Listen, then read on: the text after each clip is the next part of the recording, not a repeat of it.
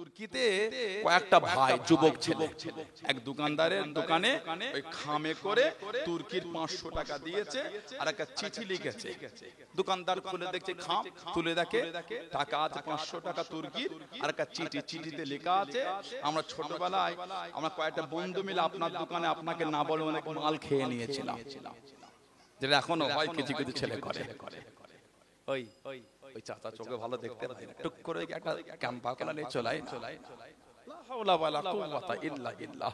জীবনটাকে হারাম দিয়ে সাজালেন, শরীরটাকে হারাম দিয়ে সাজাচ্ছেন। আস্তাগফিরুল্লাহ। ইবাদত তো এমনি কম, তাতেও যদি শরীরটা হারাম দিয়ে সাজিয়ে ফেলেন আল্লাহর আদালতে মুখ দেখাবেন কে? ঠিক না ভুল বলছি?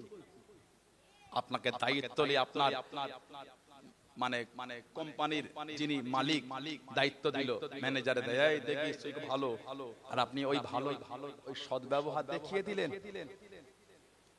20,000 মাইনে হলে মাসে 50,000 টাকা আপনি নিচ্ছেন না, না আল্লাহ ধরা পড়ে। যদি আপনার 20,000 না পোষায় বলে দেন আমার হচ্ছে এটা বেশি লাগবে। হারাম নিলেন কেন? ওই হারামটা এনে বাচ্চাকে খাওয়ালেন, মাকে খাওয়ালেন, বাপকে খাওয়ালেন, দাদুকে খাওয়ালেন, স্ত্রীকে খাওয়ালেন, নিজে খেলেন, আবার সঞ্চয় করে রেখে দিলেন। হারাম আর হালাল দুটো একসাথে মিলিয়ে সঞ্চয় করছেন, পরে ভাগ করতে পারবেন তো কোনটা হারাম আর কোনটা হালাল? আল্লাহর আদালতে ধরা পড়ে। ঠিক না ভুল বলছি? এই জন্য তো আমাদের হাতগুলো কবুল হচ্ছে না, এজন্য তো কবুল হয় না। আহমদ ইবনে হাম্বল রাহমাতুল্লাহ হুজুর বললেন আপনার পরিচয়টা দেন, মাসলা পরে বলছি। মেয়েটা বললেন হুজুর আমি হলাম হযরত বিশর আল হাফি রাহমাতুল্লাহর বোন আমি। উনি উত্তর দিলেন আপনার জন্য চলবে না, আপনার জন্য চলবে না। কেন? এত তাকওয়ায় ওনারা জীবন যাপন, আপনার জন্য চলবে। আমার ভাইয়েরা, বাচ্চাদেরা, ছেলেরা, যুবকেরা, মুরব্বীরা, 16,700 নম্বর হাদিসে হুজুরের আম্মার কথা বলেন, রাতহিনা ওয়াদাতুহু নূর। আমাদের হুজুর বলেন আমি যখন দুনিয়া এলাম, ভূমিষ্ঠ হলাম, আমার মা আমাকে নূর দেখেছে। চলে বলবেন আদাত মিনহু কুসুরি শাম, যেই নূরটা শাম দেশের রাজপ্রাসাদগুলোকে আলোকিত করে দিয়েছিল। জোরে বলো, জোরে বলা গেল না? অষ্টম হিজরিতে ফাতেমা মাক্কা হয়ে গেল। ও যুবকেরা, ও আমার মুরব্বি বাপজানেরা, মায়েরা, বোনেরা, মগেরা, অষ্টম হিজরিতে ফাতেমা মাক্কা হয়ে গেল, মক্কা বিজয় হয়ে গেল, মুসলমানরা জয়ী হয়ে গেলেন। আল্লাহ নবী সাল্লাল্লাহু আলাইহি ওয়াসাল্লাম সাহাবাদের নিয়ে ওয়াজ করেন, সাহাবাদের নিয়ে বয়ান করেন। দু তিনজনের পেছনে বসে বসে একজন জিজ্ঞাসাখানা করলেন, ইয়া রাসূলুল্লাহ, হাবিবাল্লাহ, আল্লাহ পাকের নবী সাল্লাল্লাহু আলাইহি ওয়াসাল্লাম ওই ব্যক্তি যদি মাফ চায় আপনি কি তাকে মাফ করবেন? আপনি কি তাকে ক্ষমা করবেন? আমাদের নবী মুচকে মুচকে গেছে জানিয়ে দেন, ও বাবা কাব বিন জুয়াইর রাদিয়াল্লাহু তাআলা আনহু এসে যখন পড়ছো লুকিয়ে লুকিয়ে না আমার সামনে চলে আসো। আল্লাহ নবীর কাছে দিয়ে চলে গিয়ে আল্লাহ নবী সাল্লাল্লাহু আলাইহি ওয়াসাল্লামের নূরের কাটখানা ধরে ইমানের কলেমা পড়ে মুসলমান হয়ে গেলেন। জোরে বলুন সুবহান, আর একটু জোরে বলুন সুবহান। আল্লাহ নবী সামনে থেকে বসে গেলেন, আল্লাহ নবী কাছে থেকে বসে গিয়ে কিছুক্ষণ পরে জানিয়ে দেন, আল্লাহ পাকের নবী সাল্লাল্লাহু আলাইহি ওয়াসাল্লাম সারা জীবন আপনার বিরুদ্ধে কবিতা বলেছি, আপনার বিরুদ্ধে কবিতা শুনিয়েছি। সুযোগ যদি দিয়ে দেন, সুযোগ যদি খুলে দেন, আমি আজকে আপনাকে এনে কবিতা বলবো। আল্লাহ নবী জানিয়ে দেন, ও বাবা সাহাবারা, আমি নবী, আমার কাব বিন জুয়াইর আমাকে এনে কবিতা বলবে। একটু বিছানা খুলে দাও বাবা, একটু বিছানা বিছিয়ে দাও বাবা। বিছানা হয়ে গেল, আল্লাহ নবী হুকুম করে দেন। আল্লাহ নবীর সামনে দাঁড়িয়ে দাঁড়িয়ে কবিতা বলতে বলতে, কবিতা পড়তে পড়তে, কবিতা শোনাতে শোনাতে আল্লাহ নবী সাল্লাল্লাহু আলাইহি ওয়াসাল্লামের দিকে তাকিয়ে তাকিয়ে হুজুর আমার জানিয়ে দেন, ইয়া রাসূলুল্লাহ, হাবিবাল্লাহ, আল্লাহ পাকের নবী হুজুর বিয়াদি মাফ করুন, গুস্তাখিটা ক্ষমা করুন। ইন্না রাসূলাল্লাহ নূরুন, ইয়া রাসূলুল্লাহ, হাবিবাল্লাহ, আল্লাহ পাকের নবী সাল্লাল্লাহু আলাইহি ওয়াসাল্লাম অবশ্যই আপনি হলেন নূর। জোরে বলুন সুবহান, আর একটু জোরে বলুন সুবহান। নবীর সামনে দাঁড়িয়ে বলছেন ইন্না রাসূলুল্লাহ নূরুন ইয়া রাসূলুল্লাহ, হুজুর আপনি অবশ্যই হচ্ছেন নূর। আপনি জোরে বলুন ইস্তাদউ বিহি, যাতে কি আলোটা গ্রহণ করা হয়ে থাকে। আমাদের নবী এত খুশি হয়েছেন, নূরের বাদান শরীফ একটা চাদর ছিল, ওই চাদরটা হুজুর খুলে ওনাকে ছুঁড়ে দিলেন। হুজুরের সামনে বলে হুজুর আপনি নূর। এখন ফেসবুকে পোস্ট হয় হুজুরকে নূর বলা নাকি শিরক। নিজের নবীর ইজ্জতে তোমার জ্বলন লেগেছে কেন? কথা ঠিক না ভুল বলছি? আমার হুজুর মুচকে হেসে আল্লাহ বলেছেন ওয়াদদুহা, সুবহানাল্লাহ বলেন। হুজুর চাদর জড়িয়েছে, আল্লাহ ভালোবেসে বলেছে ইয়া আইয়ুহাল মুজাম্মিল, আয় আমার চাদর আবৃতকারী নবী। জোরে বলো হুজুর মক্কায় এসেছে, আল্লাহ বলেছেন ওয়াহাযাল বালাদিল আমিন, হাবিব আপনার শহরের কসম আমি আল্লাহ খেয়েছি। জোরে বলো আল্লাহ। আমার হুজুরের শান বাড়িয়ে বলেন ইন্না আরসালনাকা শাহিদাও ওয়া মুবাশশিরা ওয়া নাযীরা। জোরে বলুন না সুবহানাল্লাহ। কোথায় তোহা বলেছেন, কোথায় ইয়াসিন বলেছেন, কোথায় বাশিরুন নাযীর বলেছেন, কোথায় সিরাজাম মুনীর বলেছেন। জোরে বলুন না সুবহানাল্লাহ। আমার নবীর ইজ্জতে আপনার কষ্ট হয়, আল্লাহ নবীর ইজ্জত দিচ্ছেন। ওয়ারাফা'না লাকা যিকরা, হাবিব আপনার জন্য আপনার জিকির আমি আল্লাহ আলা করেছি। জোরে বলো আল্লাহ বলছে আপনার চর্চা আলা করেছি। আমার হুজুরের চর্চা করে খালি বলে নবীরই চর্চা করে, রাসূলই সব। নবী আমাদের ঈমান, নবী আমাদের জান, নবী তো আমাদের সবকিছু। শরীরের প্রত্যেকটা রক্তের ফোঁটা হুজুরের কদমের জন্য প্রস্তুতি আছে, এটা হলো ঈমানদারের ঈমান। জোরে বলে শরীরে রক্তের প্রত্যেকটা ফোঁটা যদি রাসূলুল্লাহর প্রেমে কুরবানির জন্য তৈরি না রাখতে পারেন, ঈমানদার নয় আপনি। আমি ঈমানদার নয়, কিসের ঈমানদার? রাসূলকে নিজের জানের থেকে বেশি ভালোবাসতে পারলাম না। হুজুর তো বলে দিয়েছে লা ইউমিনু আহাদুকুম হাত্তা কুনা হাব্বা ইলাইহি মিন ওয়ালিদিহি ওয়া ওয়ালাদিহি ওয়ান নাস আজমাইন। লা ইউমিনু আহাদুকুম, 86 টাকা মুত্তাফাকুন আলাইহি, বুখারী শরীফ মুসলিম শরীফের রিওয়ায়াত। লা नहीं ইউমিনু আহাদুকুম, একজন কেউ ঈমানদার নয় ততক্ষণ পর্যন্ত, হাত্তা কুনা হাব্বা, ততক্ষণ পর্যন্ত না, মিন ওয়ালিদিহি ওয়া ওয়ালাদিহি, নিজে মা-বাপ, নিজে সন্তান সন্ততিকে, তাদের থেকে আমি রাসূল আমাকে না বেশি ভালোবাসতে পারে, আর এমন কি সবকিছুর থেকে আমাকে বেশি না ভালোবাসতে পারে, ততক্ষণ পর্যন্ত কেউ কামেলে মুমিন। বাপ মা, ছেলে পুলে, টাকা পয়সা, ধন সম্পদ, এমনকি নিজের জানের থেকে বেশি ভালোবাসতে হবে। জোরে বলে। আমার নবীর একটা সাহাবী ছিলেন হযরত আব্দুর রহমান ইবনে আউফ রাদিয়াল্লাহু তাআলা, জীবনে যদি পড়ে আল্লাহু আকবার, বর্তমান যিনি গোটা পৃথিবীর ধনী, কি নাম বলেন তো? বর্তমান যিনি গোটা পৃথিবীর ধনী কি নাম? যে ইলন মাস্ক। আগে বিল গেটস ছিল না, এখন ইলন মাস্ক হয়েছে না, গোটা পৃথিবীর ধনী। আপনি হযরত আব্দুর রহমান ইবনে আউফ রাদিয়াল্লাহু তাআলা জীবনী লিখে সার্চ করে পড়বেন। আমি দেখছিলাম একটা জীবনীতে লেখা হচ্ছে যিনি বর্তমান গোটা পৃথিবীর সবথেকে ধনী, আল্লাহ পাক হযরত আব্দুর রহমান ইবনে আউফ রাদিয়াল্লাহু তাআলাকে ওনার চাইতো 7 থেকে 8 গুণ মাল আল্লাহ ওনাকে বেশি দিয়েছিলেন। যিনি বর্তমান পৃথিবীর ধনী, ওনার থেকে আমার হুজুরের সাহাবীর মাল ছিল 8 গুণ বেশি তৎকালীন সময়। এত গোল্ড সোনা রেখেছেন এত বেশি, যেগুলো ওনার ইন্তেকালের পরে কেটে কেটে ওনার আত্মীয়দের করে বন্টন করা হয়েছিল। তুই 5 কেজি নিয়ে যা, তুই 7 কেজি নে, তুই 2 কেজি নে। আমাদের 5-7 কেজি লাগবে না, 500-700 গ্রাম দিলেই আসছে। কি হলো তো 5-7 কেজি লাগবে, 500-700 গ্রাম দিলেই হবে। কি হলো না কম হলো? সোনা এইটুখানি 1 কেজি হবে। একটা বিস্কুট একটুখানি সলিড 1 কেজি। উনি এত রেখেছেন, কেটে কেটে আত্মীয়দের দিয়েছে।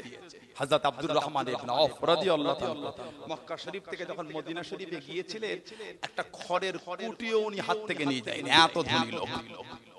ইসলামের দ্বিতীয় যুদ্ধ তৃতীয় হিজরিতে, ইসলামের প্রথম যুদ্ধ দ্বিতীয় হিজরিতে বদরের জমিনে আল্লাহ নবীর পাশে থেকে দাঁড়িয়ে গেলেন, আল্লাহ নবীর কাছে থেকে দাঁড়িয়ে গেলেন। আল্লাহ পাকের নবী সাল্লাল্লাহু আলাইহি ওয়াসাল্লাম, হুজুর আপনি চিন্তা করবেন না, হুজুর আপনি কাঁদবেন না। হযরত আব্দুর রহমান ইবনে আউফ রাদিয়াল্লাহু তাআলা আনহু মাথা থেকে নিয়ে পা পা পর্যন্ত ওনার 31 জায়গায় ক্ষত, 31 জায়গায় তীর লেগেছে, তলোয়ারের আঘাত হয়েছে, শরীর থেকে রক্ত কণা টপকে টপকে পড়ে, শরীর থেকে রক্ত কণা ঝরে ঝরে পড়ে। আল্লাহ নবী হুজুর আপনি কাঁদবেন না, আমি আব্দুর রহমান ইবনে আউফ জানিয়ে দিলাম শরীরের মধ্যে এক ফোঁটা রক্ত থাকা পর্যন্ত আপনাকে রেখে যাব না। জোরে বলুন সুবহান, আর একটু জোরে বলুন সুবহান। হযরত মিকদাদ ইবনে আমর রাদিয়াল্লাহু তাআলা আনহু আল্লাহ নবীর কাছে দেখিয়ে দাঁড়িয়ে গেলেন, আল্লাহ নবীর পাশে দেখিয়ে দাঁড়িয়ে গেলেন। আল্লাহ নবী হুজুর আপনি আর কাঁদবেন না, সিজদা থেকে মাথাটা তুলে নেন। আল্লাহ নবী সাল্লাল্লাহু আলাইহি ওয়াসাল্লাম সিজদায় চলে গিয়ে জার জার হয়ে কাঁদেন, চোখের পানি ফেলে ফেলে কাঁদেন। ও নবী আল্লাহ পাক, আজকে দিনে যদি হেরে যায়, দিন মানার কেউ থাকবে না, ইসলাম মানার কেউ থাকবে না। ও নবী আল্লাহ পাক, ইসলামের ঝান্ডা ধরার কেউ থাকবে না। আল্লাহ পাক আমার গুটি কত সাহাবা, মাত্র 351 জন। ও নবী আল্লাহ পাক, এরা কত, আজকে যদি আমি হেরে যাই, দিন মানার কেউ থাকবে না, আপনার ওয়াদানিয়াত মানার কেউ থাকবে না, আমি নবী আমাকে মানার কেউ থাকবে না, ইসলামের ঝান্ডা ধরার কেউ থাকবে না। হযরত মিকদাদ ইবনে আমর আল্লাহ নবী সাল্লাল্লাহু আলাইহি ওয়াসাল্লামের পাশে দাঁড়িয়ে দাঁড়িয়ে কাঁদে। আল্লাহ পাকের নবী হুজুর আপনি আর কাঁদবেন না, সিজদা থেকে মাথাটা তোলেন, সিজদা থেকে মাথাটা তোলেন। আমি মিকদাদ ইবনে আমর জানিয়ে দিলাম, আমরা আপনাকে মুসা নবীর উম্মতের মতন বলবো না। ও নবী মুসা, আপনি আর আপনার আল্লাহ ফিরাউনের বিরুদ্ধে যুদ্ধ করেন, ফিরাউনের বিরুদ্ধে যুদ্ধ করেন। ইয়া রাসূলুল্লাহ হাবিবাল্লাহ, আমরা আপনাকে এরকম বলবো না, শরীরের মধ্যে এক ফোঁটা রক্ত থাকা পর্যন্ত বদরের জমিনে আপনাকে রেখে যাব না। জোরে বলুন সুবহান, আর একটু জোরে বলুন সুবহান। এটা ঈমান, এটা মানা, এটা প্রেম। তিনতলা এসি লাগানো ঘর হয়ে গেল, আর হুজুরের জেকে ভালো লাগে না, চটে বসে ধুলোয় বসে আর শুনতে ভালো লাগে না। ধনী হয়েছো, হুজুরের কদমের ওসিলায় হয়েছে। গোলামের বাচ্চা গোলাম, গোটা পৃথিবী ধনী হয়ে গেলে তারপরও গোলামের বাচ্চা গোলাম আমি। আবু বকর সিদ্দিকের মাল কিন্তু কম ছিল না, উসমানে গনি রাদিয়াল্লাহু তাআলার মাল কম নাই।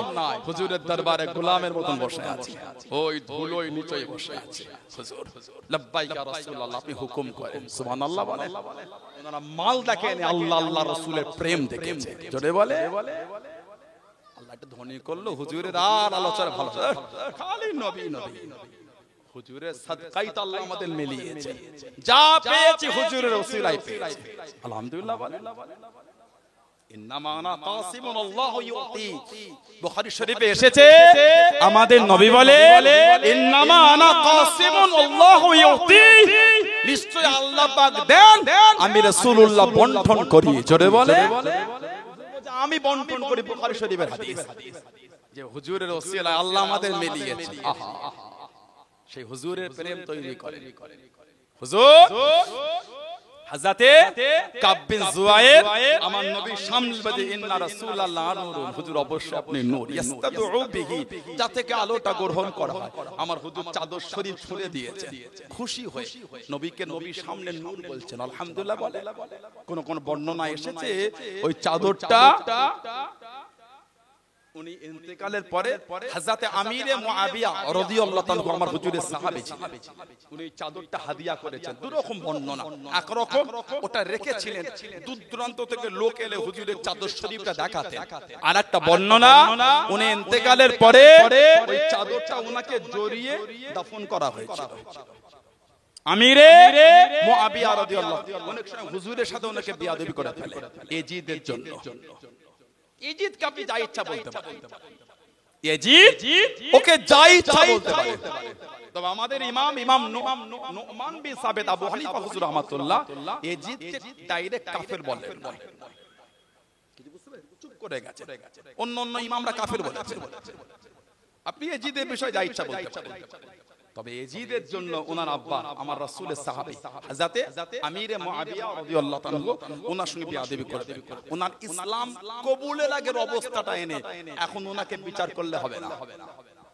এখানে অনেকে বসে আছে, দাড়ি রেখেছেন, টুপি পরে আছেন, পাঞ্জাবি পরেছেন, 5 ওয়াক্ত নামাজ, ফজরের নামাজটা মসজিদে এসে পড়ে।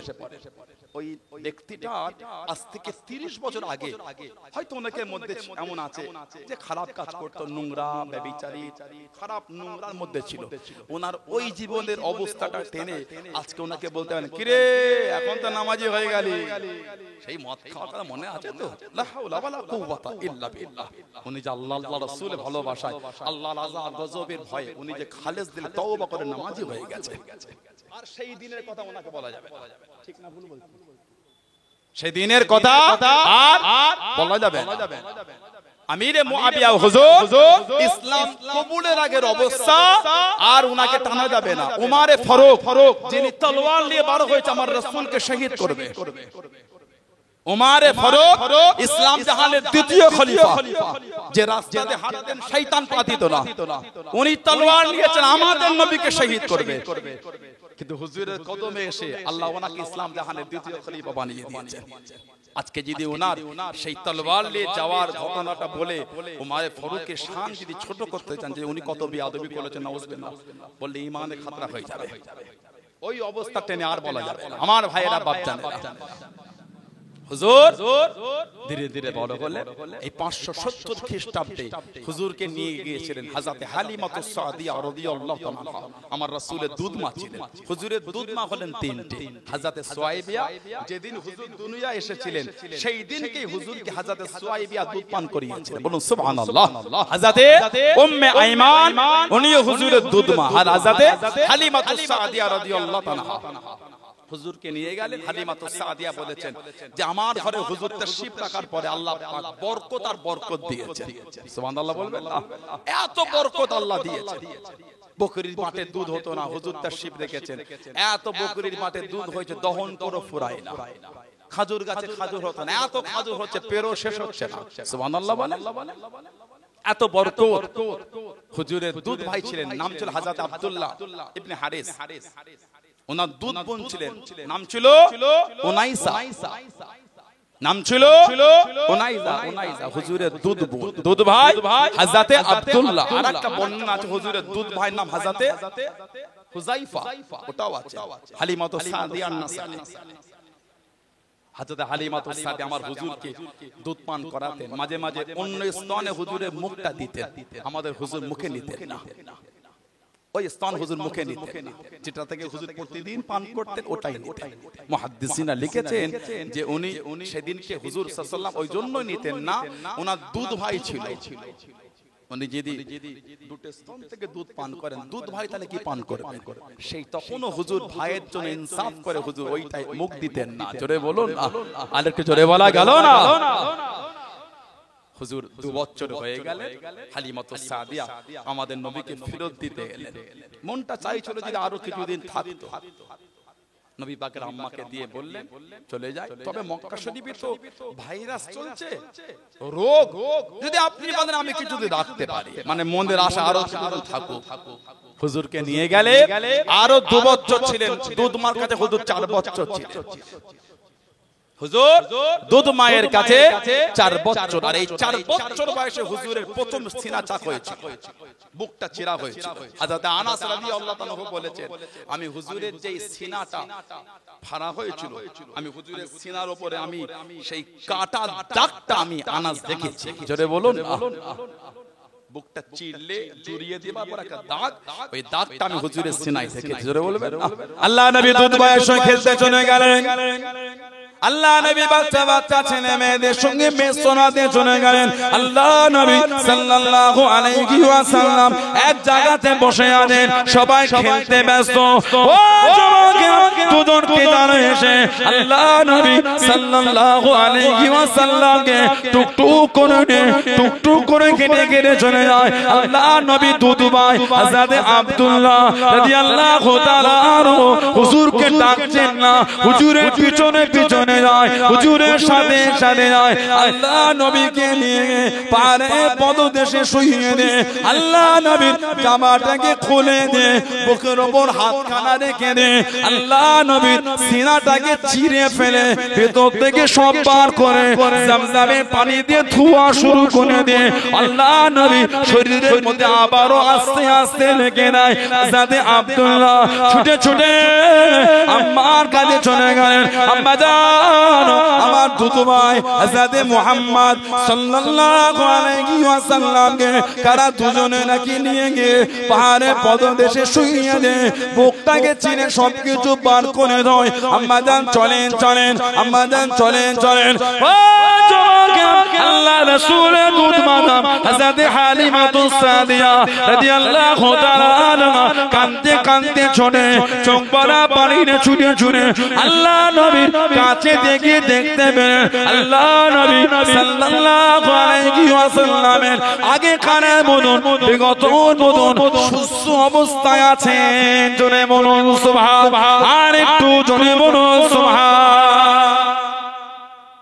দেখছো একই তো।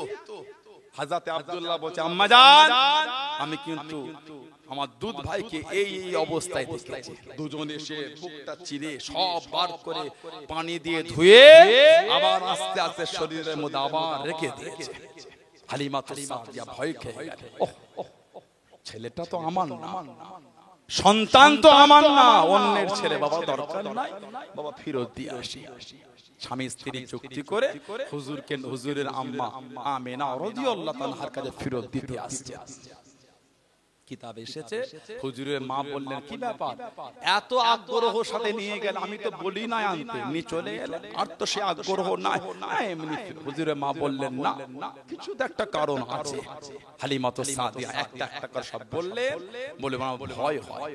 হুজুরের আম্মা বললেন তুমি কি একে নিয়ে অন্য কিছু ভয় খাও? জি হ্যাঁ। হুজুর আম্মা বললেন না, একেলে ভয় খাবার কিছু না, এ ছেলে সাধারণ কোনো ছেলে নয়, আল্লাহ একে অনেক আলা মাকাম দিয়েছে। জোরে বলো না সুবহানাল্লাহ। তুমি যেটা ভয় খাচ্ছ সেটা না, আল্লাহ একে একটা নিয়ামতের আওলাদ করেছেন। জোরে বলো না সুবহানাল্লাহ। হুজুর ধীরে ধীরে বড় হন। 10 বছর বয়সে হুজুরের আরেকবার সিনা চাকরি ছিল। 10 বছর বয়স আমাদের নবী সাল্লাল্লাহু আলাইহি ওয়াসাল্লাম হুজুরের আরেকবার সিনা চাকরি হয়েছে। কম বেশি 12 থেকে 14 বছর বয়স হুজুর প্রথম যাচ্ছেন সিরিয়া ব্যবসার জন্য।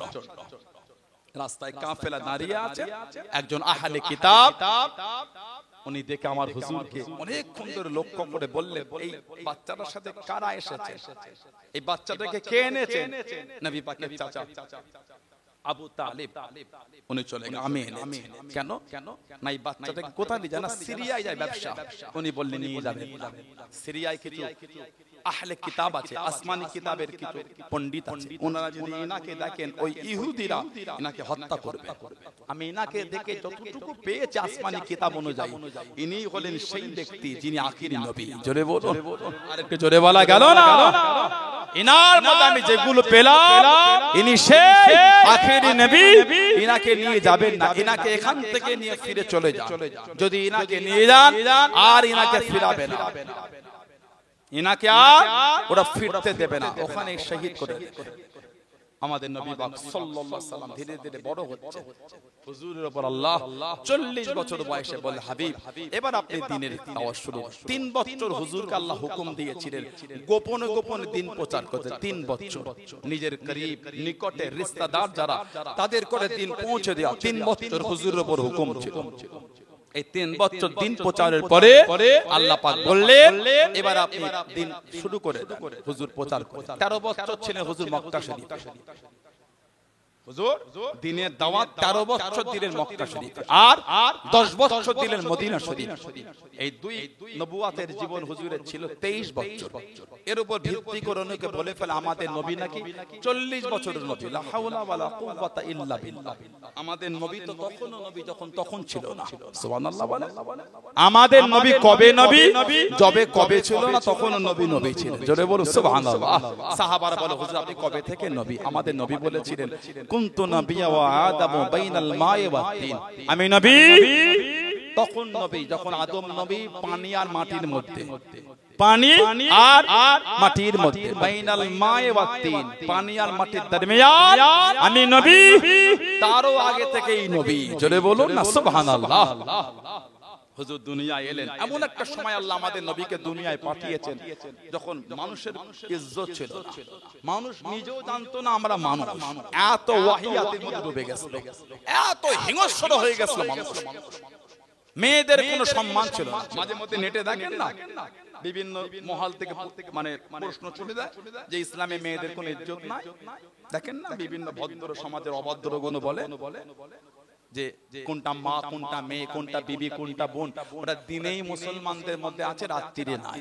শুনেন, আমি অনেক সভ্য সমাজের অভদ্র মুখ থেকে শুনেছি, এই সভ্য সমাজের অনেক অভদ্রদের মুখ থেকে শুনেছি, ওরা যে কিভাবে সভ্য সমাজে বাস করে ভাবতে কেমন লাগে। সভ্য সমাজে থাকে কি করে, ওদের থাকার জঙ্গলে থাকার উচিত ছিল। আমার মনে হয় জঙ্গলে তো করে পশু জায়গা দেয় না। মাঝে মাঝে দেখবেন দু চারটে কুকুরকে এক দল কুকুর এসে ঘেউ ঘেউ করে, কেন বলেন তো? ওরা অন্য এরিয়া ঢুকে পড়েছে, এই এরিয়া, ওরা অন্য এরিয়া, এই এরিয়ায় ঢুকে পড়েছে। আমার মনে হয় এই যারা এগুলো বলে বলে বেড়ায়, ওরা যদি জঙ্গলেও যায়, পশুরা ওদের করে ঘেউ ঘেউ, তারা তোরা আসিস না আমাদের কাছে, তোরা আমাদের থেকে নিকৃষ্ট, তোরা আমাদের থেকে খারাপ। যখন মক্কা শরীফে মেয়েদের ইজ্জত ছিল না, আহা, মা ছেলের নোংরা চিন্তার শিকার হয়ে গেছিল, মেয়ে নিজে বাপের নোংরা কর্মের শিকার হয়েছিল, ভাই বোনটা ওই ভাইয়ের নোংরা কর্মের শিকার হয়ে গেছে। তখন হুজুরকে আল্লাহ দুনিয়ায় পাঠাচ্ছেন, সুবহানাল্লাহ বলে। এখনো পেপার পত্রিকায় আসে। কিছুদিন আগে শুনলাম ভিডিও, আমার হুজুরকে এলে বলছে, আমি দেখলাম কত 4 দিন আগে একটা ভিডিও, একটা অল্প বয়সের ছেলে আর বয়স্ক মেয়ে ছেলেটাকে নিয়ে যাচ্ছে, প্রশ্ন করছে কে এটা? মেয়েটা বলছে আমার ছেলে ছিল, এখন আর নাই, এখন আমার স্বামী হয়েছে। মজাক করিনি, সব সোশ্যাল সাইটে আছে, হয়তো অনেক যুবক দেখেও আছেন। কয়েক মাস আগে ভিডিও দেখলাম, বয়স্ক একটা বুড়ো পাড়া লোক আর অল্প বয়সের মেয়ে, দুজনের দিকে সাজুগুজু করে কত রকম কি করে ফিরছে। প্রশ্ন হলো কেটা? বললো মেয়ে ছিল, এখন আমার স্ত্রী হয়েছে। মানে আমি আমার মেয়েকেই বিয়ে করে দিয়েছি। নাউজুবিল্লাহ। কদিন আগে বাইরে কোথাও দেখলাম একটা মেয়েকে দুজন বিয়ে করে, এই তো 1 মাস না 2 মাস আগে চর্চা হলো না, একটা মেয়েকে 2 ভাই বিয়ে করেছে। নাউজুবিল্লাহ বলে, আস্তাগফিরুল্লাহ বলে। কদিন আগে দেখলাম যে নিজের চাচিকে বিয়ে করে দিয়েছে। দেখেছেন আপনারা বিহারের কোন রাজ্যটা দেখলাম পেপারে ছিল কদিন ধরে, নিজের ভাই নিজের বোনকে বিয়ে করেছে, সব সোশ্যাল সাইটে আছে। তুমি গর্ত করে কেঁচো বার করে তো তোমার জানা নাই, বেশি ফুটতে গেলে সাপ বার হয়ে যায়। বারে ইসলামে 4টে বিয়ে, ঠিকই তো হালাল। যদি কোন মুসলমান ঘরের মেয়ে যদি 4টে বিয়েকে ঘৃণা করে, সে একটা কাফের। যদি কোন মুসলমান মেয়ে এই 4টে বিয়ে ইসলামে এটাকে ঘৃণা করে, আমি মানি না, ওই মেয়েটা মুরতাদ, কাফের। আল্লাহর বিধান 4টে বিয়ে যায়, করা না করা আলাদা জিনিস, ইনকার করতে পারবেন না। আপনি 4 ওয়াক্ত নামাজ পড়েন, 3 ওয়াক্ত পড়েন, যদি বলেন আমি 3 ওয়াক্ত মানি, আপনি একটা কাফের, নামাজ পড়ো কাফের। আল্লাহ পাক প্রত্যেক স্বামী স্ত্রীর ভালোবাসা দেয়, বলুন আল্লাহুম্মা আমিন। যদি বলেন আল্লাহুম্মা আমিন। বর্তমান সময় সন্ধিক্ষণে ছেলেরা একটা স্ত্রী তো সংসারে শান্তি পাচ্ছে না। 4টে নিয়ে তো পরে করবেন, ওই একটাকে লাগে সংসারে শান্তি তৈরি করে। কত খুতুর মুটুর কি আছে? নুন নাই কমই হয়ে যদি কি হয়েছে, বউকে রাগ করতে হবে? স্বামীকে ফোন করে বললে আনতে নাই, একটা জিনিস 5টার মধ্যে ভুলে গেছে, বিবিকে ঘরে চিল্লাতে হচ্ছে কেন? দুজনেই তো কেউ কম নয়, কথা বলছে না। একটা স্ত্রী লে সংসারে, সমাজের 100টা ঘরের মধ্যে 40টা ঘর স্বামী স্ত্রী ঝগড়া।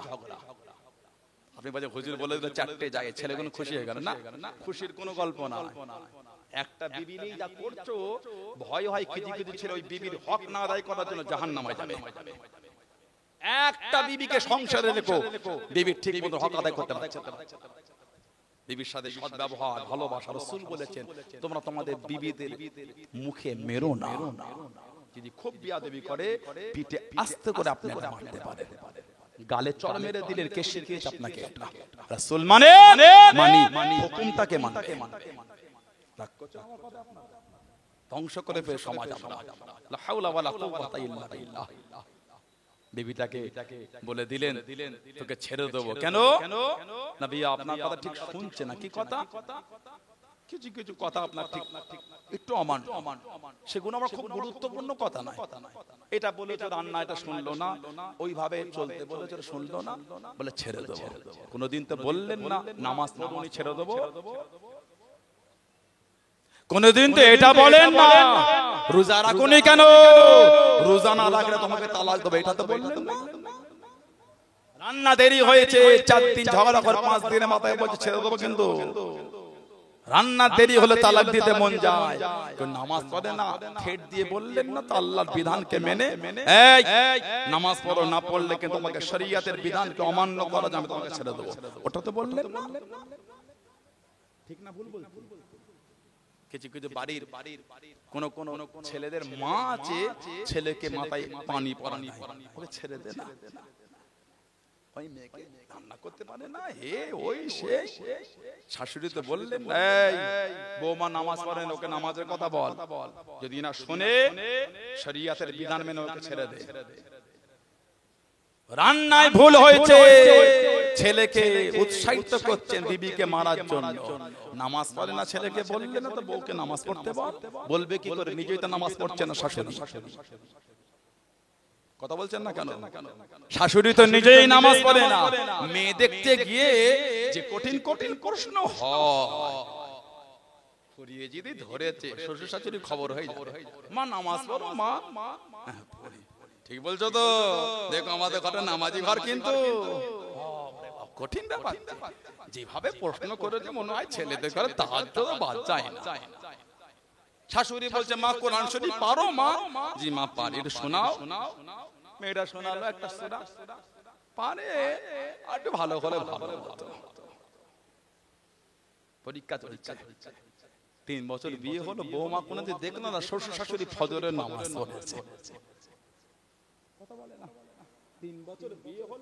বৌমা কোনদিন দেখলো না শ্বশুর শাশুড়ির নামাজ পড়েছে, ফজরের নামাজ। বিয়ে দিবার সময় কঠিন কঠিন প্রশ্ন, লা হাওলা ওয়ালা কুওয়াতা ইল্লা বিল্লাহ। আল্লাহ আমাদের সব নোংরা চিন্তা থেকে আল্লাহ দূরে রাখেন, বলুন আমিন। অন্যকে প্রশ্ন করে নামাজ পড়ো, নিজের নামাজটাকে পড়বে। ফর্মালিটি মেইনটেইন করছেন, সিস্টেমেটিক মেইনটেইন করছেন, পদ্ধতি সিস্টেমটাকে ঠিক রাখছেন, জিজ্ঞাসা করতে হয় না, করলে হয় না। এটা হাতে লেখো, তোমাকে আমার হাতের লেখা দেখি কেন? হাতের লেখা থেকে কি করে? এডুকেটেড কি না? সব শিক্ষিত ছেলে মেয়েদের হাতের লেখা ভালো হয় না। ছেলে আছে হাতের লেখা দেখবে মনে হবে যে আল্লাহ আমি মাস্টার ডিগ্রি করলাম, আমাদের এত সুন্দর হতো, আল্লাহ ভালো আছে। সমাজে নিচু ক্লাসের কিছু ছেলে মেয়েদের হাতের লেখা দেখলে নিজেকে লজ্জা লাগে, কি লিখছে? সবার শিক্ষিত হলে হাতের লেখা ভালো হয় না। পড়াশোনার কোয়ালিফিকেশন কেমন এটা বড় জিনিস। মেয়েটা ভালো পারে তো পড়তে, কেন? বাচ্চা কাচ্চাদের গাইড করবে কে? কতটুকু এডুকেটেড হতে হয়, শিক্ষিত না হলে পরিবেশটা ম্যাচিং করবে কি করে? আমার ভাইয়েরা বাপ জানেন, আল্লাহ আমাদের চিন্তা থেকে দূরে রাখেন, বলুন আল্লাহুম্মা আমিন। জোরে বলেন আল্লাহুম্মা আমিন। ইসলামের 4টে বিয়ে নেটে মাঝে মাঝে শুনে কিছু কিছু মানে ক্রিটিসাইজ করে, ওদের 4টে বিয়ে করে জায়েজ রে? হ্যাঁ জায়েজ তো, খুশি মনে বলছি, বুকে বুক ফুঁকে বলছি হ্যাঁ আলহামদুলিল্লাহ, ইসলামে 4টে বিয়ে জায়েজ। তা বলে 4000 অবৈধ রাকাত থেকে 4টে বৈধ রাকাত আমাদের করতে হতো। সুবহানাল্লাহ বলেন। 4000 অবৈধ রাকাত থেকে 4টে বৈধ রাকাত, অনেক ভালো। 4000 অবৈধ রাকাত থেকে, ঠিক না ভুল বলছি? গত বছর দেখলাম কোন রাজ্যে একটা বড় নেতার ছেলে 1000 না 1000 মেয়েদের খালি নোংরা ভিডিও ধারণ করে পেন ড্রাইভ রেখে তাকে জেল দিয়েছে। কোন রাজ্যের একটা ইউপি না হরিয়ানা না রাজস্থানের কোন একটা রাজ্যের খবরটা খুব অনেকদিন চলেছিল, এখনো মানে সেই ছেলেটা জেলে আছে বলে 1000 না কত হাজার মেয়েদের নোংরা ভিডিও ধারণ করেছে নিজের ক্ষমতা দেখিয়ে। দেখছো এই 4টে বৈধ থাকা অনেক ভালো, আলহামদুলিল্লাহ। ওই 1000 অবৈধ রেখেছে। আল্লাহ জালেমদের নোংরা চিন্তা থেকে আল্লাহ আমাদের দূরে রাখেন। বলুন আমিন, জোরে বলেন আমিন, জোরে বলেন আল্লাহুম্মা আমিন। আমার ভাইয়েরা, বাপজানেরা, ছেলেরা, যুবকেরা, মুরব্বিরা, মায়েরা, মেয়েরা, বোনেরা, মহিলা, হুজুর যখন দুনিয়া এলেন মেয়েদের ইজ্জত ছিল না। নিজের বাপ নিজের মেয়েকে নিজে হাতে বালু সরিয়ে দাফন করেছে, শহীদ করেছে। আমার নবী দরবারে সাহাবীরা ছিলেন, কিছু কিছু সাহাবা ছিল, কেউ 4টে মেয়ে, কেউ 8টা, কেউ 2টো, কেউ 1টাকে নিজে হাতে মেরে ফেলেছে। আমি কদিন আগে জীবনে পড়ছিলাম, এক ব্যক্তি 100টা মেয়েকে পুঁতে মেরে ফেলেছে। আল্লাহ নবী সাহাবাদের লেওয়াজ করেন, আল্লাহ নবী সাল্লাল্লাহু আলাইহি ওয়াসাল্লাম সাহাবাদের নিয়ে বয়ান করেন। আল্লাহ নবীর কাছে একজন সাহাবী দাঁড়িয়ে গেলেন, আল্লাহ আমাকে নবী হুজুর বেয়াদবি মাফ করুন, গুস্তাখিটা ক্ষমা করুন, আমার গুনাহটাকে আল্লাহ পাক মাফ করবেন, আমার গুনাহটাকে আল্লাহ মাফ করবেন। কি গুনাহ করেছো বাবা, কি অন্যায় করে ফেলেছো বাবা। আল্লাহ আমাকে নবী সাল্লাল্লাহু আলাইহি ওয়াসাল্লাম যে গুনাহ করেছে আমি ওটা জবান থেকে বলতে পারবো না, জবানে উচ্চারণ করতে পারবো না, তবে কি আল্লাহ পাক মাফ করবেন। কি গুনাহ করলে বাবা? হুজুর বেয়াদবি মাফ করেন, নিজের মেয়েকে নিজে হাতে মেরে ফেলেছি। আল্লাহ নবী নূরে চক্ষু থেকে টপটা করে পানিটা গড়িয়ে গড়িয়ে চলে যায়। আল্লাহ নবী কেঁদে কেঁদে জানিয়ে দেন, ও সাহাবী, এত নিষ্ঠুর কি করে হলে বাবা, এত নিষ্ঠুর কি করে হলে বাবা? ইয়া রাসূলুল্লাহ, আমি ব্যবসা করতে গিয়েছিলাম, বিবির চিঠি চলে গেল, আল্লাহ রাব্বুল আলামিন আমাদের ঘরেতে একটা পুত্র সন্তান পাঠিয়ে দে। আমি এত খুশি হয়ে গেলাম, আমি এত আনন্দিত হয়ে গেলাম, ব্যবসাটা তাড়াতাড়ি শেষ করে খুশিতে বাড়িতে চলে গেলাম। এত সুন্দর বাচ্চাটাকে আল্লাহ দিয়ে দেন, আমার মনটা খুশি হয়ে গেল। এত মিষ্টি মিষ্টি কথা বলে, হুজুর আমার মনটা ভরে গেল। আমার বিবি ওই বাচ্চাটাকে বেশি আমার কাছে থাকতে দেয় না, বেশি আমার কাছে আসতে দেয় না। আল্লাহ বাচ্চাটা ধীরে ধীরে বড় হতে লাগলো। আমি একদিন জানতে পেরে গেলাম এটা ছেলে না এটা মেয়ে, এটা ছেলে নয় এটা মেয়ে। আমার মধ্যে নোংরা চিন্তা শুরু হয়ে গেল, শয়তানের ধোঁকা শুরু হয়ে গেল। আমি মনে মনে ভাবতে লাগলাম আমার মেয়ে হয়েছে, সমাজে মুখ দেখাতে পারবো না, সমাজে মাথা তুলে চলতে পারবো না। আমার মধ্যে নোংরা চিন্তা হয়ে গেল। আল্লাহ একদিন সুযোগ মনে আমি আমার বাচ্চাটাকে নিয়ে পার হয়ে গেলাম, মাটিতে পুঁতে মেরে ফেলবো, বালু চাপা দিয়ে মেরে ফেলবো। আমি বাচ্চাটাকে নিয়ে নিরালা নির্জনে ফাঁকা জায়গায় চলে গিয়ে গরম রোদে বালুটা সরাতে লেগেছি। ইয়া রাসূলুল্লাহ, হাবিবাল্লাহ, ইয়া রাসূলুল্লাহ, হাবিবাল্লাহ। আল্লাহ পাকের নবী সাল্লাল্লাহু আলাইহি ওয়াসাল্লাম শরীর খানা ঘেমে গিয়েছে, শরীর থেকে ঘাম ঝরতে লেগেছে। আমার মেয়ে আমার কাছে এসে ঘামটা মুছিয়ে দেয়। আব্বাজান, আপনার কত কষ্ট হয়, আর গর্ত খোঁড়া লাগবে না, আর বালু সরানো লাগবে না। আল্লাহ এত মায়া হয়ে গেল, বাচ্চাটার জন্য এত দয়া হয়ে গেল। আর আমি বাচ্চাটাকে মারবো না, আর আমি বাচ্চাটাকে মারবো না। আবার শয়তানের ধোঁকা শুরু হয়ে গেল। আমি গর্তখানা খুঁড়ে ফেললাম। গর্তটা যখন খোঁড়া হয়ে গেল, আমি আমার বাচ্চাটাকে বললাম, দেখো তোমার গর্তটা কেমন হয়েছে।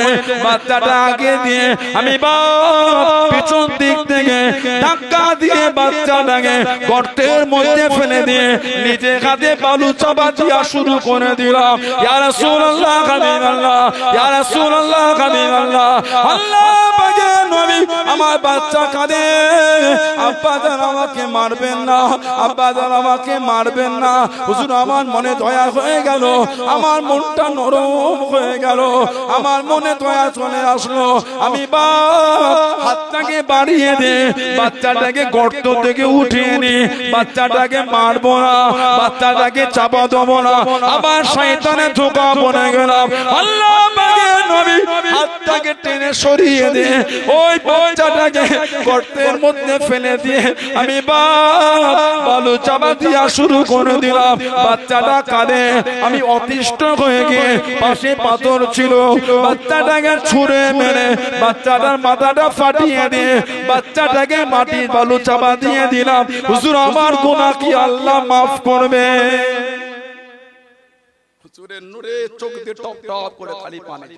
আহা, আমার হুজুর রুমাল শরীফ দিয়ে চোখের পানিটা খালি মুছছে আর বলছেন, সাহাবী তুমি এত নিষ্ঠুর হলে কি করে?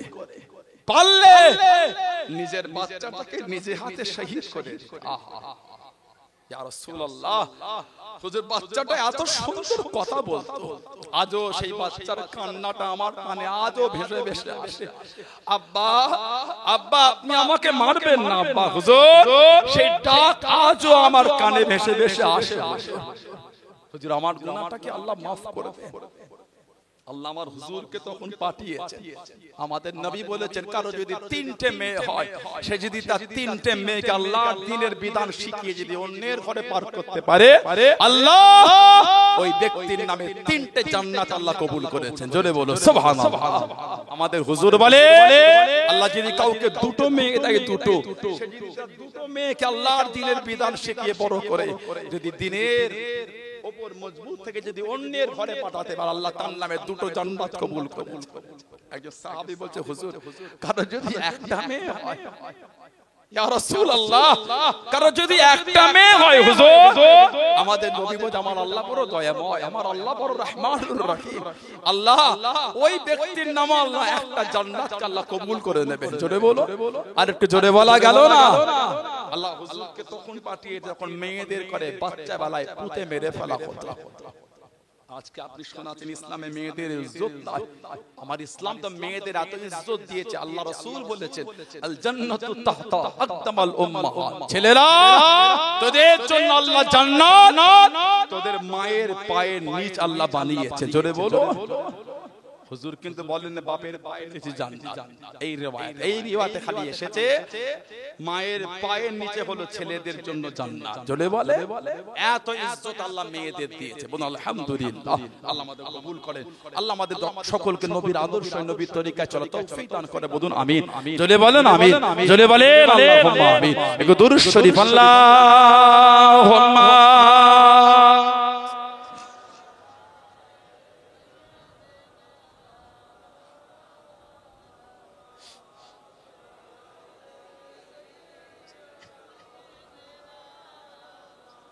আল্লাহুম্মা সাল্লি আলা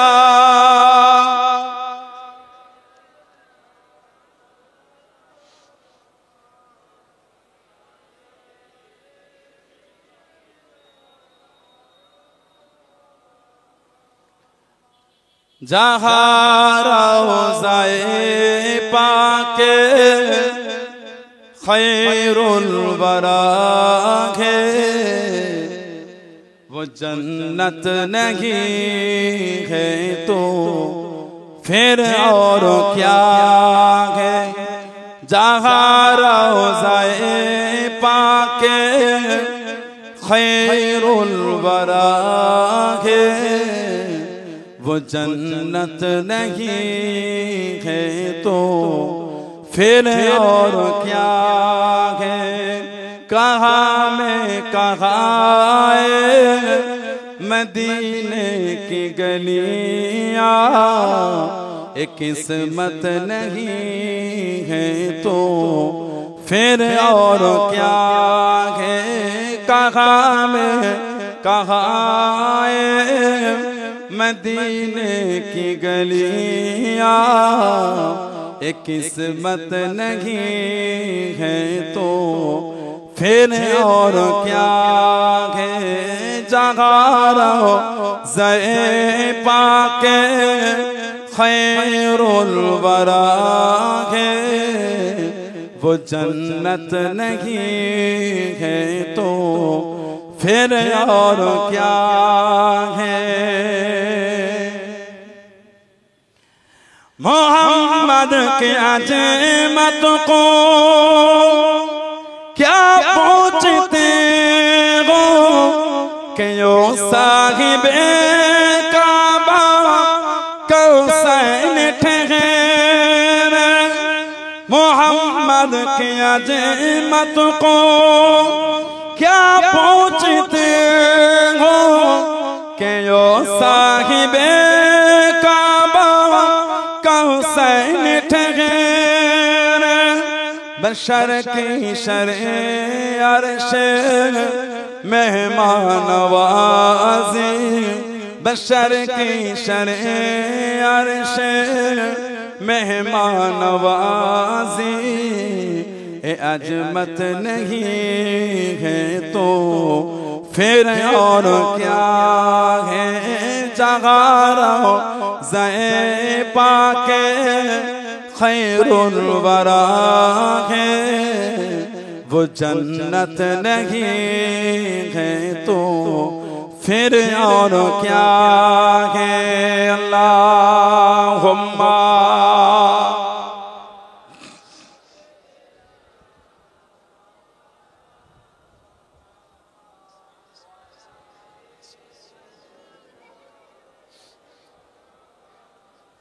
আমার ভাইরা বাপজানেরা ছেলেরা যুবকেরা মুরব্বিরা মায়েরা মেয়েরা বোনেরা মহিলারা ভালো হন শরীয়তের মধ্যে আসেন নামাজি হয়ে যান ছেলেরা নামাজি হয়ে যান নামাজি হয়ে যান নামাজি হয়ে কেন নামাজ পড়েন আল্লাহ রাসূল বলেছেন সাল্লাল্লাহু আলাইহি ওয়াসাল্লাম as-salatu imaduddin নামাজ হলো দ্বীনের খুঁটি বলুন না সুবহানাল্লাহ আপনাদের এই গোপালপুর এই মসজিদটা দেখেন কতখানি খুঁটি দিয়েছে কত পিলার আছে দেখেন এই মসজিদে ঘুরে ঘুরে দেখেন কত পিলার দিয়েছে তারপরে এত বড় ছাদটা কিন্তু সাপোর্ট হয়ে আছে ঠিক না ভুল বলছি এই যে স্টেজটা যে করেছেন এর তলায় কিন্তু মাছ দিয়ে খুঁটি দিয়েছে তা না আমরা এইভাবে বুঝতে পারতাম না কথা ঠিক না ভুল বলছি হুজুর বলে as-salatu imaduddin নামাজ হলো দ্বীনের খুঁটি যার দ্বীনের খুঁটি নাই সে আবার দ্বীনে মজবুত হবে কি করে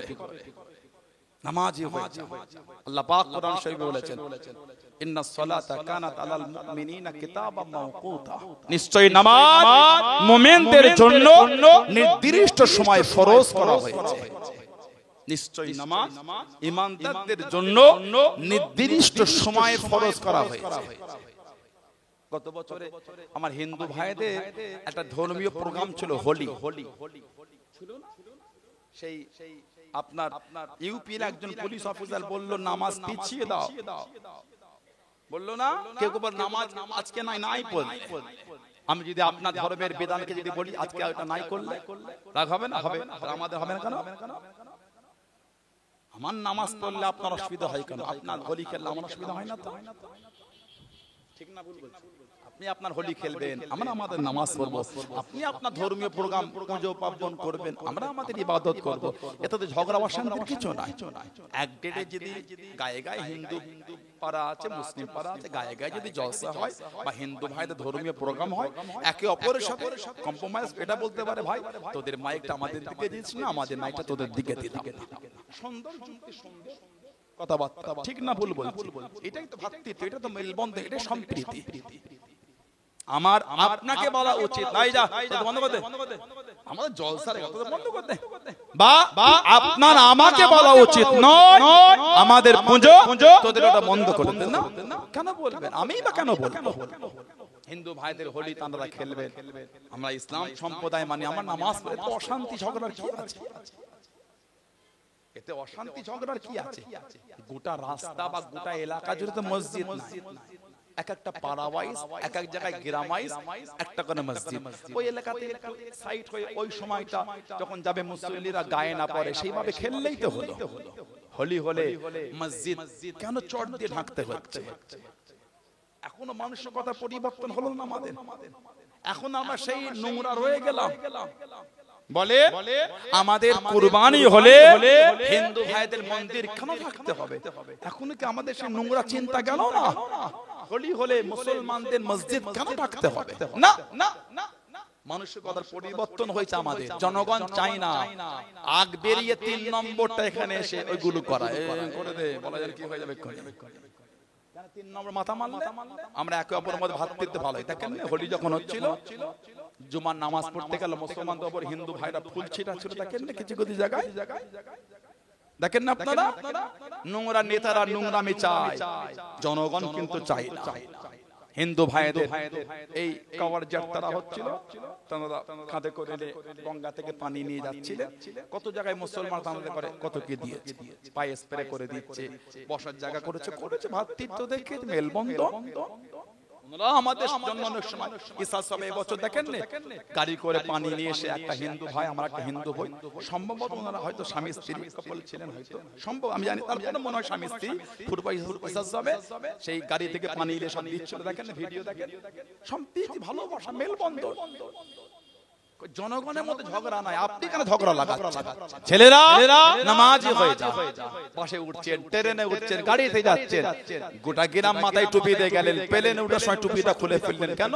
লজ্জা লাগে। কিসের লজ্জা? আপনি তো ইমানদারি হতে পারে, আপনি তো ইমানদারি নয়, এমনি টিভি খুলেছেন ভিন্ন ব্যাপার, লজ্জা লাগছে বলে খুলে, আপনি তো ইমানদারি নয়। উনি যদি ওনার ধর্মের বিধান মেনে উঠতে পারে, ইনি যদি ইনার ধর্মের বিধান মেনে উঠতে পারে, উনি যদি ওনার ধর্মের বিধান উঠতে পারে, আমি আমার ধর্মের বিধান মেনে কেন উঠতে পারি না? ঠিক না ভুল বলছি? কেন পারি না? কিসের লজ্জা? আপনি টুপি মাথায় দিয়ে গেছেন, আপনাকে কি অন্যজন মাগনা ফিরে নিয়ে যাচ্ছেন? না, তাহলে কিসের লজ্জা? আমি আনন্দিত, আলহামদুলিল্লাহ, আমি ইসলাম ধর্মকে মানি। সুবহানাল্লাহ জোরে বলে, আমি আনন্দিত। আল্লাহ যে দিনের কথা কোরআনে বলেছে, ইন্না দীনা ইনদাল্লাহিল ইসলাম, আমি আল্লাহ আমার তরফ থেকে একটাই পছন্দনীয় দিন, যেই দিন হলো দ্বীনে ইসলাম। আল্লাহ আমাকে সেই দিনের মধ্যে পাঠিয়েছে। জোরে বলো, এটা আমি আনন্দিত। কিসের লজ্জায়? গোটা গ্রাম ঘুরছেন পাঞ্জাবি পরে, পাজামা পরে, কি সুন্দর। আর যখনই প্লেনে যেতে হচ্ছে, কেন আপনাকে ট্র্যাকসুট গেঞ্জি পরতে হচ্ছে? পাঞ্জাবি পরেই যান, এমনি পরেছেন ট্র্যাকসুট গেঞ্জি ভিন্ন, কিন্তু লজ্জা লাগছে পাঞ্জাবি পরে প্লেনে যাবো, প্যান্টটা পরে না, ওটা ঘৃণিত চিন্তা। এমনি পরেছেন বিনা কারণে, আমি কোনো বলবো না, কিন্তু লজ্জা লাগছে বলে পাঞ্জাবি খুলে দিয়ে আপনি গেঞ্জি পরেছেন, পাজামা খুলে ট্র্যাকসুট পরেছেন, ওই চিন্তাটাকে আমি ঘৃণা করি। কিসের বাধা হয়ে গেল?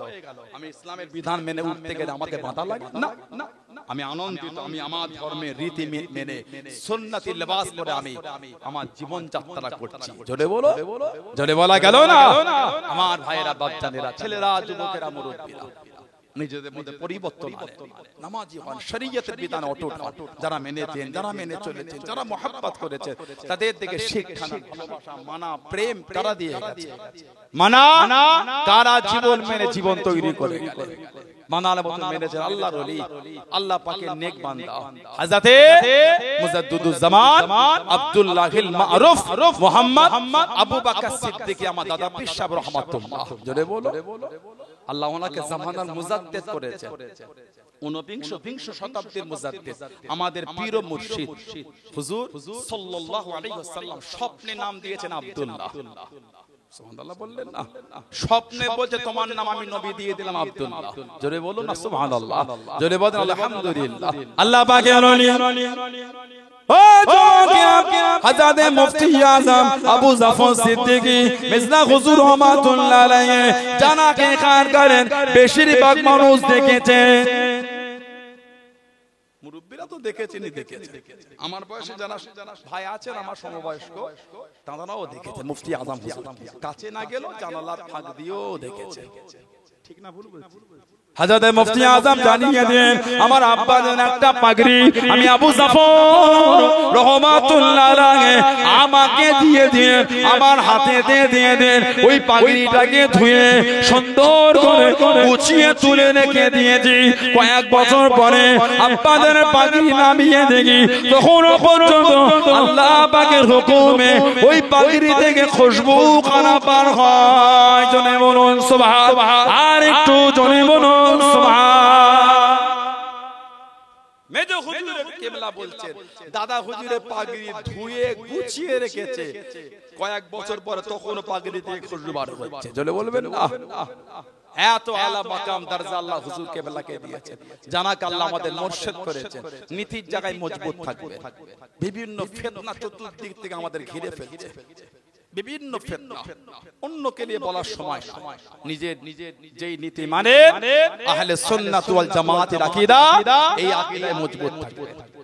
দাদা হুজুর মানে, পাঁচ হুজুর মানে, আব্বাজান দাদাজান মুরব্বিদের ভালোবাসেন মানে নীতি ঠিক করে। সানাউল্লাহ সিদ্দিকের ভাষার ব্যবহার যদি খারাপ লাগে আমাকে ছেড়ে দেয়, কিন্তু ওনাদের ভালোবাসার জায়গায় মজবুত হয়। আরো যদি তিনটে চারটে পাঁচটা পীর যারা চলাফেরা ভাষা কথাবার্তার এলোমেলো লাগে, নিজেকে উনাদের কাছ থেকে সরিয়ে নেন। সেটা যদি আমিও হয় আমার থেকে সরিয়ে নেন। বলে আমার জন্য দাদা হুজুরকে ভুল বুঝবেন না, আমার জন্য পাঁচ হুজুরকে ভুল বুঝবেন না, আমার জন্য আমার আব্বাজান দাদাজান মুরব্বি হুজুরগুলিকে ভুল বুঝবেন না। যদি আমি খারাপ হয় আমাকে নিয়ে বিচার করে। কিছু কিছু মানুষ সুযোগ পেয়ে গেছে, কিরে তাদের ফুরফুরার কি হচ্ছে বা কেন ফুরফুরার বললে? সানাউল্লাহ সিদ্দিকী দাদা হুজুর নাকি? না, পাঁচ হুজুরের মধ্যে কেউ না, তাহলে মুরব্বি হুজুরদের মধ্যে কেউ না, আমাকে এলে ফুরফুরার বিচার করছেন কেন? ফুরফুরা শরীফের বিচার করতে গেলে মুজাদ্দিদুজ জামানকে বিচার করে। ফুরফুরা শরীফের বিচার পাঁচ হুজুর কেবলাকে নিয়ে করে। কথা ভুল বলছি না ঠিক বলছি? আমার মুরব্বিদের ব্যবহার নিয়ে দরবারকে নিয়ে বলেন, আমার তিনটে খারাপ শব্দ চয়নে আপনি আমাকে ঢাল করে দরবারটাকে ছোট বড় বলি তুলছেন কেন? আপনি যেই আলেম ওলামাদের ফলো করে চলেন, তাহলে ওনাদের হিস্টোরি খুললে অনেক লম্বা হয়ে যাবে। ওনাদের হিস্টোরি খুললে অনেক বড় হয়ে যাবে। ওগুলি কোনোদিন আমার মুখ দিয়ে বলি না তো। আমার সাথে আপনার দ্বিমত হতেই পারে, দ্বিমত আছে বলে এই নয় আপনাকে এলেই খালি সবসময় ওগুলিরে ওগুলা বল না, কাজে নেই কম মনে আপনার ফুরফুরা নিয়ে ব্যস্ত হয়ে আছে। এত হিংসা মনে সমাজে চলেন কি করে? পারলে তিনজনকে এক জায়গায় জড়ো করে পাঁচজনকে ভাগ করে দেন। এতক্ষণ তো করলাম, কই পাঁচটা অন্য দলমতের আলেমকে গালি দিলাম না তো? ইউটিউব খুলে দেখে কিছু কিছু দলমতের বক্তাদের ফুরফুরা শরীফের হুজুরদের যে ভাষা বাঁধিয়ে রাখার মতো, সে কাঁচের ফ্রেম হয় না, কাঠের ডিজাইন করে ফ্রেম হয় না, কাঁচ দিয়া স্মারক কত কি দেয়, সেগুলো লেখা কোনো সম্মানিত করে দিয়ে ফ্রেম করে রাখে। ওই সমস্ত বক্তা কিছু আছে, তাদের ওই কথা শব্দ চয়নগুলি ওই বক্তাদের নাম দিয়ে ডেট দিয়ে মাঝে মাঝে মনে হয় বাঁধিয়ে ঘরে রাখে। মাঝে মাঝে দেখো এই বক্তাটা কি সুন্দর শব্দ চয়ন করেছে। লা হাওলা ওয়ালা কুওয়াতা ইল্লা বিল্লাহ। বলে আমাদের জামানায় এই শব্দগুলি মানায় না। আপনার সঙ্গে আমার দ্বিমত হতেই পারে, মানে দাদা হুজুর এই নীতিতে মজবুত। তিনটে ফেসবুকের ভিডিও থেকে হই হই করে দাওয়াত করে বসিয়ে দেন, এটাই তো আমাদের ভুল। ওই ফুরফুরা শরীফের হুজুরদের তো ওনারা দাওয়াত করে নিয়ে গেল না, দাদা হুজুরের দরবারের আলেমদের ওনারা নিয়ে গিয়ে ওনাদের স্টেজে বসালো না, ওনারা আমাদের স্টেজে জায়গা পেল কেন? নাউজুবিল্লাহ, আমি ওনাদের উপর হিংসা করি না। ওনারা ওনাদের জায়গায় খিদমত করছেন, করুক। আহলে সুন্নাত ওয়াল জামাতের হলে আলহামদুলিল্লাহ, বাইরের হলে ওই আকীদা থেকে দূরে থাক। ঠিক না ভুল বলছি? আপনার পীরের আওলাদরা ওনাদের স্টেজে উঠতে পারলো না, দাদা হুজুর দরবারের আলেমরা ওই স্টেজে উঠলো না, আমাদের স্টেজে উনি উঠলেন কেন? আমাদেরও তো শখ লাগে, তাহলে আমরাও ওনাদের স্টেজে ওঠার একটা সুযোগ পাই। ঠিক না ভুল বলছি? দাওয়াতের অভাব নেই, কিন্তু শক্ত হয়। আপনি আমার এখানে এসে ওয়াজ করবেন, আমি কেন যেতে পারবো না? তিনটে ফেসবুকের ভিডিও থেকে দুটো গজল শুনে দাওয়াত করে দেন, যাকে তাকে দাওয়াত করবেন, যাকে চেনে নীতিতে মজবুত ওনাকে দাওয়াত করবেন।